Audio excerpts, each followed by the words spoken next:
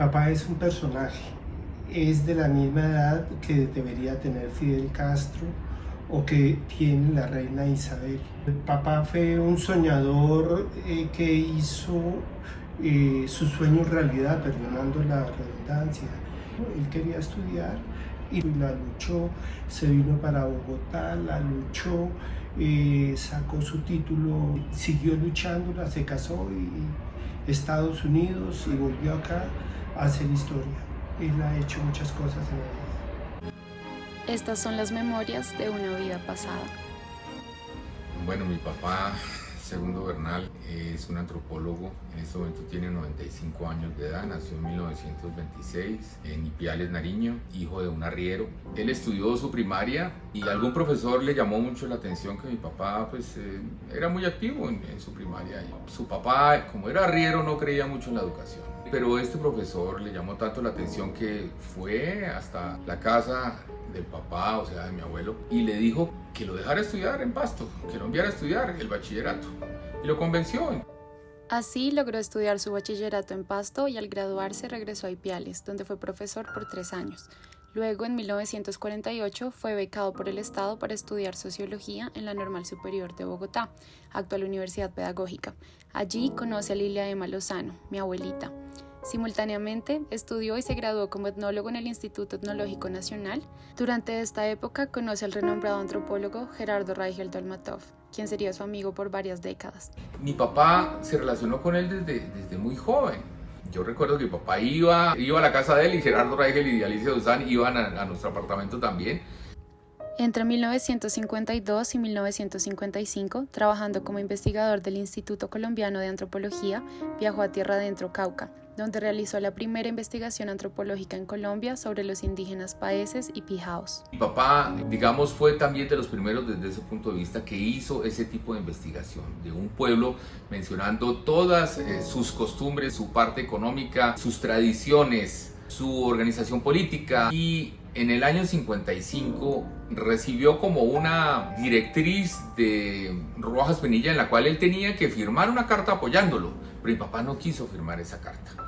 Por no haber firmado esta carta, pierde su trabajo y vuelve a Bogotá. Sin embargo, este hecho sería el comienzo de importantes logros en su vida. Se casa con Lilia en 1955 y poco después tiene la oportunidad de aplicar a la beca de la Fundación Guggenheim, la cual gana, y así viaja junto a mi abuelita para estudiar en la Universidad de Columbia en Nueva York. Le tocó aprender a hablar inglés y simultáneamente ver los cursos básicos del estudio que estaba haciendo, y en el máster también exigieron una investigación, pero como mi papá ya tenía la investigación de Tierra Adentro, él presentó todo ese estudio en la Universidad de Columbia y se lo aprobaron. Pero eso fue muy traumático, todo el estudio en la Universidad de Columbia, porque él se metía a fondo a estudiar, le tocaba leer muchos libros en inglés, era bien difícil, y cuando él presentaba los exámenes siempre le quedaba la duda de si los iba a pasar o no los iba a pasar. Pero pasé. Y cuando terminé yo me puse a redactar la tesis con todo ese material que yo llevé aquí, mis artículos y con la idea de que esta era una comunidad y iba a demostrar de que era realmente una organización comunal, ya con iniciación de cacicazgos. Eso era una cosa nueva, nadie lo había hecho sobre los PAES, ni sobre tampoco comunidades indígenas de Colombia, nadie lo ha hecho, lo único que podía hacer yo, entonces era mi aporte. Este fue un logro inmenso para él, teniendo en cuenta que era una persona que venía de Ipiales, Nariño, donde no existía una tradición educativa en absoluto. Muy poca gente en Colombia podía contar algo como lo que él había hecho en ese momento. Yo me preguntaba, pero mi papá, ¿cómo? Pero bueno, eso es un hombre férreo, una fuerza de voluntad férrea, un hombre que desde ese punto de disciplina supremamente ejemplar, y papá, y él apunta a un diccionario y apunta a leer y su gran capacidad de asociación. Yo digo, mi papá, heroico. Y al otro año vino Edwin y me trajo mi título. Ay, ¿papá no estuvo ahí para reclamar el título? No, pues eso lo dieron después. Ah, no diga. O sea que papá no pudo pasar allá con la toga y la bata, la toga y el birrete. Entonces, Sí, eso sí fue una lástima. Entonces,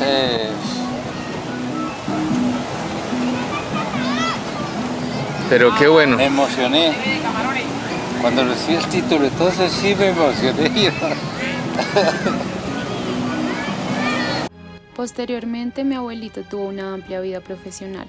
Trabajó con diferentes instituciones importantes del Estado como el INCORA, el SIMBA, el Agustín Codazzi y fue presidente de la Sociedad Antropológica Colombiana. También fue docente en diferentes universidades como la Nacional y la Universidad de los Andes, donde fue jefe del Departamento de Sociología. En 2010 fue diagnosticado con Alzheimer y poco a poco se fue perdiendo en sus memorias.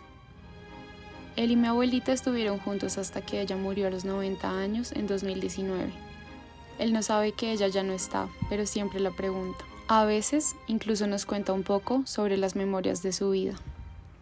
Tierra conseguida en la parte superior de tierra adentro. ¿Y los países? Quedaron ahí quietos.